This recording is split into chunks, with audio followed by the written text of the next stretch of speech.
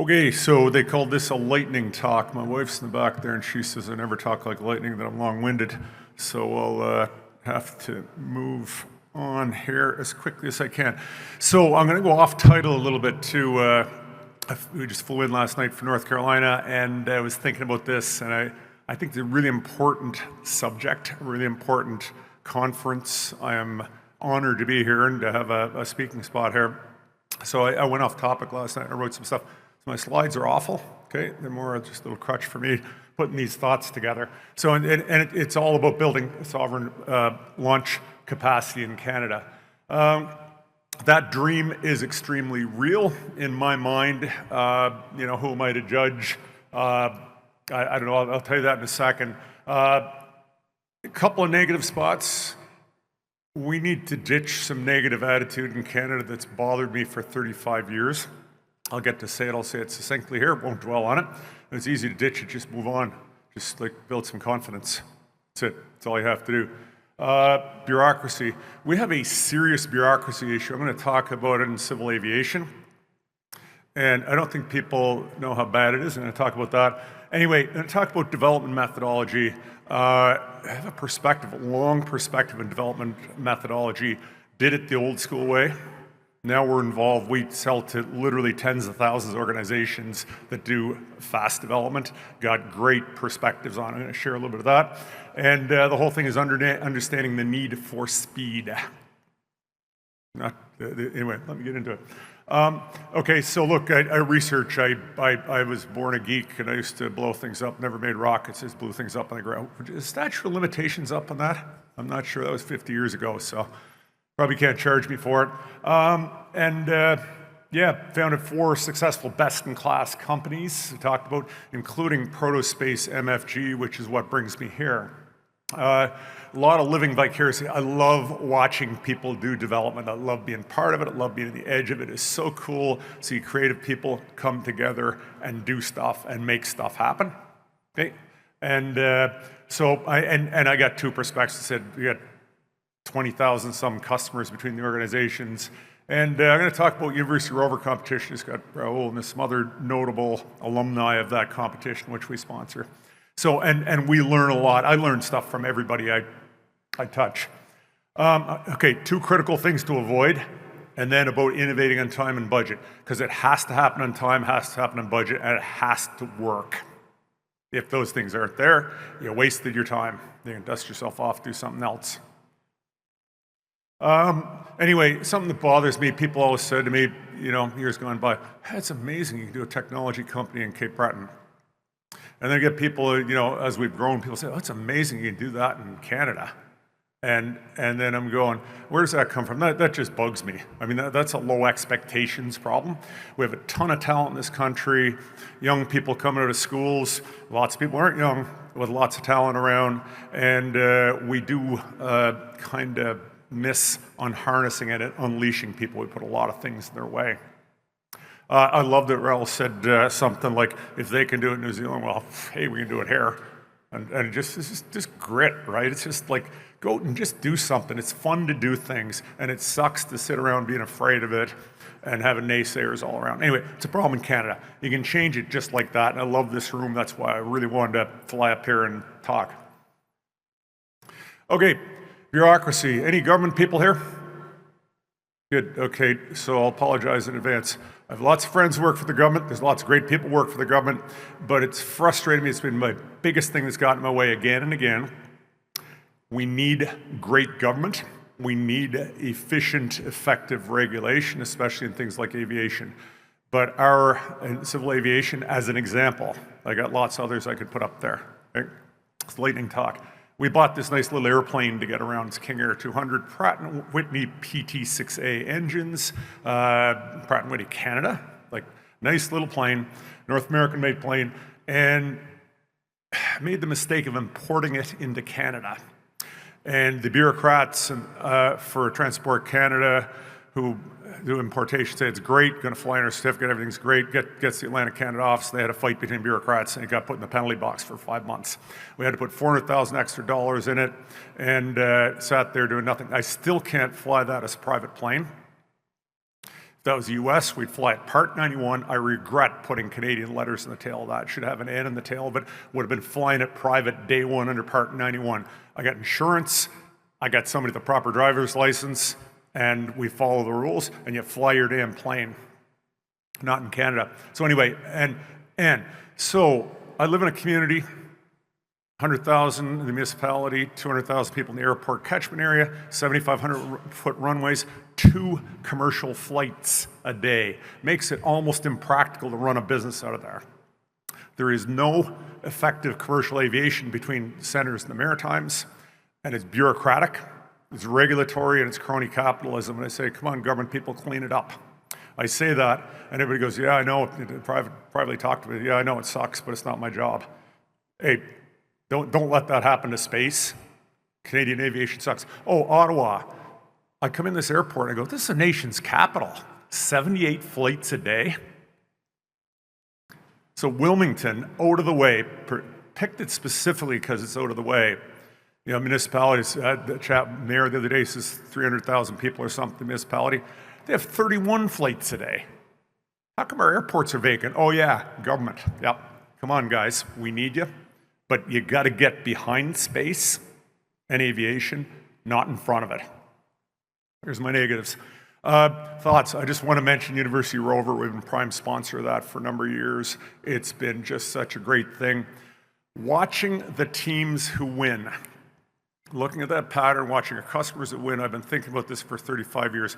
How do you innovate successfully? Some of the teams bomb out at that competition where they create Mars rovers. Others do really, really well. The ones who do well innovate systematically, okay? And they innovate fast. They create prototypes, they run them, they fall apart, they analyze, they fix them up, and they do it multiple times. They learn. The ones who use traditional project management, everything falls behind because they're doing new stuff, they don't do well, okay? And a lot of teams, the old crafty ones, they'll spend a lot of their team's labor goes into handcrafting things like machine parts and sheet metal parts and things like that, rather than designing, forward thinking, testing, experimenting, and that's the kind of stuff that you need to do. And it's just really microcosm of what we see out there, you know, in terms of our customers, the startups, the bigger organizations that do developmental work.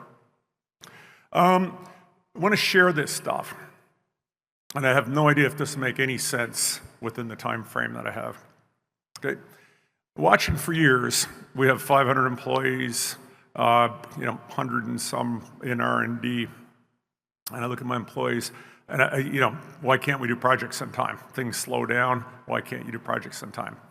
You know, we've had periods where we said, well, let's just do traditional project management. Let's put Gantt charts in. Every Gantt chart we did on our projects, not everyone, vast majority of them were a joke. And they just cause friction, they're wasted time, they're just stupid bureaucracy. Along comes something else called Agile. We tried Agile in the years gone by, particularly in our software world of it. And it's just, I totally get where it comes from. It's the failure of traditional project management in doing complex projects with uncertainties. But Agile doesn't work either.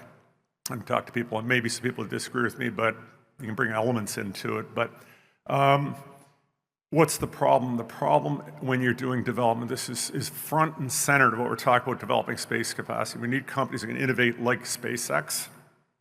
Okay? Our salespeople are down at SpaceX Texas today, spent 6 hours with them. We have a bunch of sub-organizations that sole source from us on their developmental work for very, very good reasons.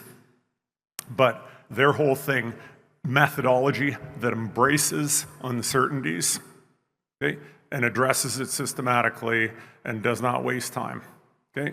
And I got something in there, maintain velocity.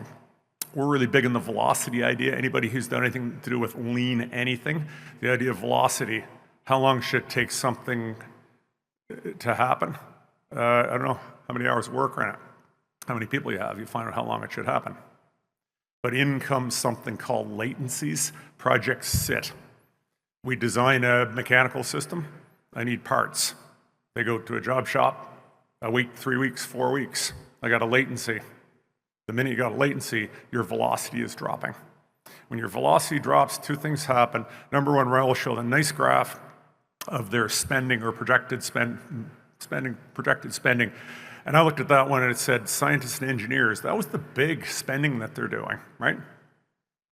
Secret, the cost to newly developed aerospace is all in the people. It's all overhead. So it's length of time it takes you to do it times your overhead. And and so you had manufacturing up there a little tiny bit. The parts and stuff you need cost something. It's your people. The faster you do it, the cheaper it is. The faster you get to what we call end-to-end moments, the more you get to find out unknown unknowns. Okay, that's it. There's a lot of wisdom in that, and you learn how to maintain velocity. The other thing that I'm going to put something in. We have something. Be happy to share with anybody if they're crazy enough to listen to any of the stuff we talk about. Project DNA. Talk about how to do Project DNA, because there's one more thing. Embracing uncertainties, understanding velocity. It's also human motivation and energy, focus and energy. If you miss focus and energy, it's your people drive your project forward. You know, our buddies down there in Texas and California, formerly out in the South Pacific, the energy in them, the fun they had was amazing. Fun comes from success. Success comes from velocity. Success comes from embracing getting to a result, be it good or bad. That's how you do projects. That's how you move it through fast. Okay, what do we do? What's our whole place in that? People buying, we make parts. Precision machine parts, we make precision sheet metal parts. We do a lot of copper bus bars and the like. And for electric aviation, that's one thing we do. Done by job shops, aerospace certified job shops, we call our competition. But you know what? They're really slow. And they insert these massive latencies into projects. We started Protocase and then eventually Protospace to overcome this, initially for ourselves. We're just like a job shop. We do exactly the same thing, but we use something we've invented called high velocity mass custom. It allows us to manufacture these parts, aerospace certified, checking all the boxes in 2 to 3 days. So your engineers aren't sitting around, they're not getting distracted, they're not thinking about the next projects. It allows our customers, we do it at high velocity, and that allows our customers to move at high velocity. And the organization to figure this, the velocity out, and whether you call it that or not, if you don't figure it out, your ability to succeed, well, if you're really good at getting government grants or investment money, maybe you'll succeed. But if you want to succeed and get to that magic cash flow point, you got to get your projects done. And if we want to get to space as a country, we've got a lot of projects to do. Yeah, that's so stuff we do. We work for, so with these ideas, we've formed a few cool little companies. I say we got about 500 people now, well over the $100 million revenue mark. Growth rate this year is going to be probably about 40–50%. And we're having a blast. We sell to all the major private space companies. We sell very little in Canada, and our aerospace division doesn't sell much in Canada.